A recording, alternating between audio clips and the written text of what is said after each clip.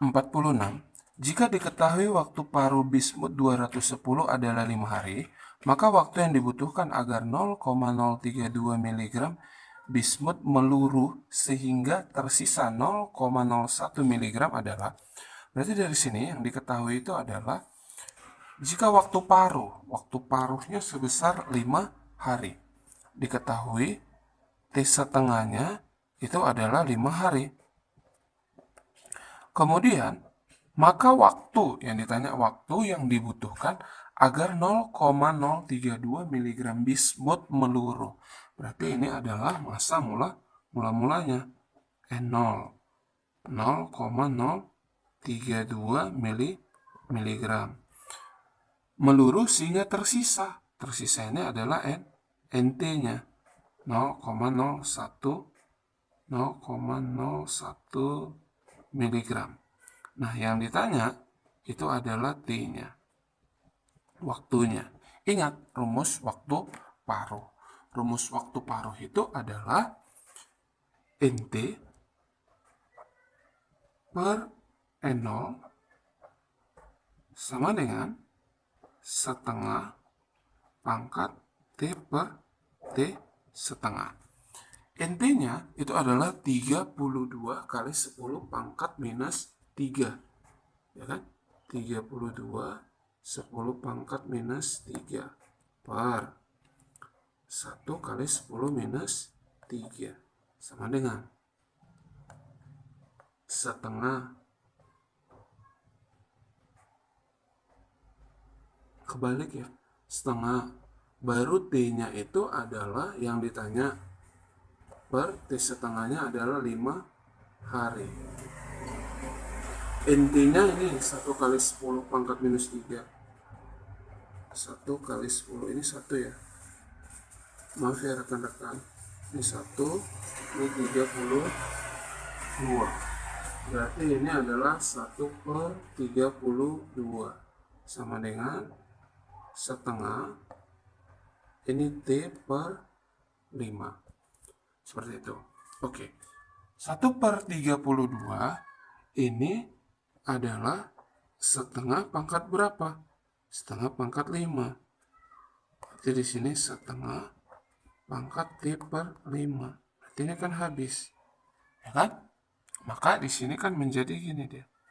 5 sama dengan T per 5. Maka T sama dengan 25 hari. Sehingga jawabannya adalah bola. Seperti itu. Berikutnya, kita lanjut ke nomor 47. Jika 2 liter larutan AgNO3 0,1 M, sejumlah arus listrik melalui elektroda PT sehingga semua Ag terendapkan. Jadi semua Ag di sini terendapkan. Yang ditanya adalah, maka volume gas yang terjadi yang diukur pada saat STP. Yang ditanya adalah pada saat STP-nya. Nah, yang diketahui itu adalah volume dari si AgNO3 sebesar berapa? 2 liter. Molaritas AgNO3 0,1 M. Yang ditanya itu adalah volume gas. Volume gas dalam keadaan STP. Nah, gas apa? Berarti ini harus kita elektrolisis terlebih dahulu. Jadi, kalau dia AgNO3, ini kan ionisasi itu menjadi Ag positif ditambah NO3 negatif. Ag positif kalau di elektrolisis di katoda itu menjadi ion Ag. Ag pos tambah elektron menghasilkan Ag. Nah, di anoda NO3 negatif itu kan sisa oksida asam. Sehingga menjadi 2H2O menghasilkan 4H positif ditambah O2 ditambah 4 elektron. Dari sini kita samain dulu elektronnya. Sini 4, ini 1. Berarti ini kali 4, di sini kali 1. Maka di sini menjadi 4, sini 4, sini 4. Nah, ada lagi yang sama, ada ion Ag positif di sini 4, sini 1. Berarti sini kita kali 4. Maka di sini 4, sini 4, sini 4. Sehingga dari sini Hasilnya adalah, ini kita tinggal jumlahkan. Ini mati ya. Ini habis, mati, 4 elektronnya mati. Ada lagi yang sama? Ada. Berarti di sini 4 AgNO3 ditambah 2H2O menghasilkan 4 NO3 negatif ditambah 4 H positif ditambah 4 Ag ditambah O2. Nah, dari sini ketemu ya. Jadi gas yang dihasilkan adalah gas oksigen. Berarti VSTP dari si oksigen. Nah, rumus mencari VSTP itu adalah VSTP itu kan sama dengan mol dikali 22,4. Berarti dari sini kita butuh apanya? Butuh molnya. Mol dari siapa? Mol dari si O2. Nah, mol O2 kita lihat dari siapa yang diketahui? AgNO3. Volumenya sama molaritasnya. Apa rumus mencari mol? Rumus mencari mol adalah M dikali V dalam liter. Maka di sini 0,1 dikali 2. 0,2 mol. Udah ketemu mol AgNO3, bisa kita cari mol dari si oksigen dengan cara perbandingan koefisien. Berarti di sini 1 per 4 dikali 0,2. Ini habis. 0,1, ini 2. 0,5 kali 0,1. 0,05 mol. Berarti di sini 0,05 dikali 22,4. Itu adalah sebesar 1,12 liter. Maka jawabannya adalah ayam. 48. Laju suatu reaksi kimia meningkat apabila ukuran partikel diperkecil. Sebab ukuran partikel yang lebih kecil menyebabkan luas kontak antar reaktan menjadi lebih kecil. Solusinya adalah semakin kecil ukuran partikel, itu artinya luas permukaan sentuh makin besar. Semakin cepat reaksi berlangsung. Berarti semakin kecil ukuran partikel, reaksi cepat berlangsung.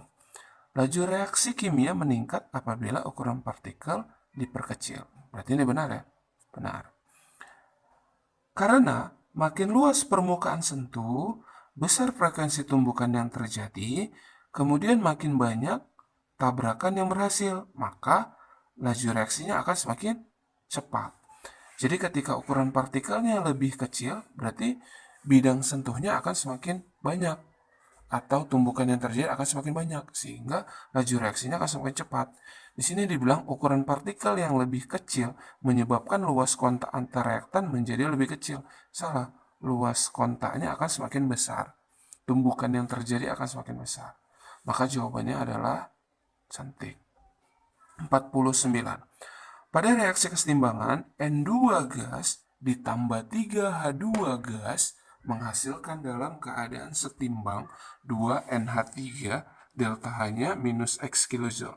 Jika suhu diturunkan, kesetimbangan akan bergeser ke kiri, sebab reaksi tersebut bersifat eksoton. Jadi ada reaksinya, di situ reaksinya dibilang adalah reaksi antara si N2 gas ditambah 3H2 gas setimbang menghasilkan 2NH3 gas. Delta H-nya itu adalah min X kilojoule. Nah, ini reaksinya adalah reaksi eksoton. Kenapa reaksi eksoton? Karena delta H-nya bernilai negatif. Tapi kalau nanti delta H-nya bernilai positif, maka reaksinya adalah endoton. Berarti di sini reaksinya adalah reaksi eksoton. Kalau ke sini berarti reaksinya adalah endoton. Nanti kalau di sini positif, ini endo, ini ekso, seperti itu. Nah, di sini dibilang adalah jika suhu diturunkan, ingat aja, nas endo tus exo. Jadi ingat nas endo tus exo. Artinya apa? Nas endo berarti ini artinya adalah naik suhu. Kesetimbangan akan ke arah endoton. Tus berarti turun suhu. kesetimbangan akan ke arah eksoterm. Nah, dibilang suhunya diturunkan. Kalau suhunya diturunkan, berarti kesetimbangan akan ke arah ekso. Ekso itu adalah letaknya di sebelah kanan. Ini ekso kan? Nah, berarti kalau suhu diturunkan, maka bergeser ke kanan. Nah, dibilang di situ adalah akan bergeser ke arah kiri. Berarti ini salah. Reaksi tersebut bersifat endoterm. Benar. Ini adalah endoterm. Maka jawabannya itu adalah dodol. Yang berikutnya, kita lanjut ke nomor 450. Nomor 50, senyawa natrium sianida mengandung anion basa sianida. Sebab, ion sianida dapat bereaksi dengan air membentuk ion hidroksida dengan asam sianida. Natrium sianida. Natrium sianida ini adalah NaCN. Kalau NaCN kita ionisasikan, itu akan menghasilkan Na positif ditambah Cn negatif. Ini topiknya itu adalah mengenai hidrolisis.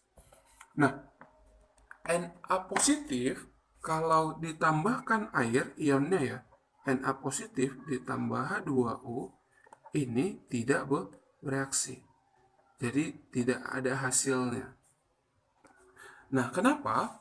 Karena ini dia berasal dari kation basa kuat. Sedangkan si Cn negatif ini adalah anion dari asam lemah. Siapa asam lemahnya? Yaitu si HCN. Nah, kalau dia Cn negatif ditambah H2O, ini akan mengalami ionisasi. Ini kan jadi H+ tambah Cn negatif. Seperti itu kan? Jadi kalau dia Cn- dengan H+, maka hasilnya adalah HCN